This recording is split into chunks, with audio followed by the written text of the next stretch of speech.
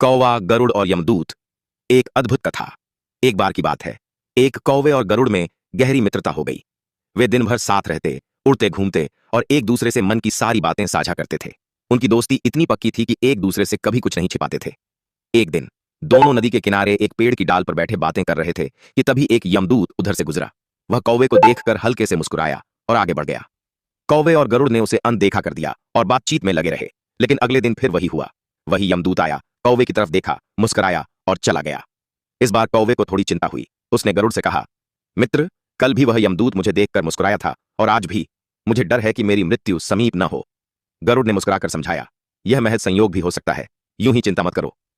लेकिन ऐसा कई दिनों तक चलता रहा। हर रोज यमदूत आता, कौवे को देखकर मुस्कुराता और आगे निकल जाता।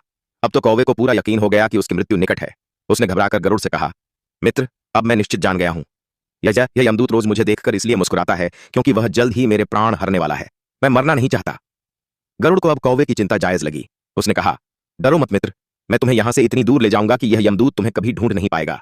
फिर गरुड़ ने कौवे को अपनी पीठ पर बैठाया और हजारों योजन दूर कैलाश पर्वत की ओर उड़ चला। वहां पहुंचकर उन्होंने एक गुफा में शरण ली। अब कौवे को विश्वास हो गया कि वह यमदूत से बच गया है।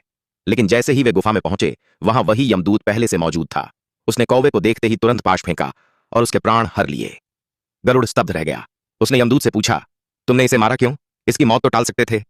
यमदूत ने शांति से उत्तर दिया, इसकी मृत्यु का समय और स्थान दोनों पहले से तय थे।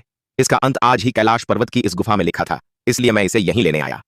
गरुड़ ने फिर पूछा, तो जब तुम पहले जंगल में इसे देखकर मुस्कुरा रहे थे, तब क्यों नहीं मारा?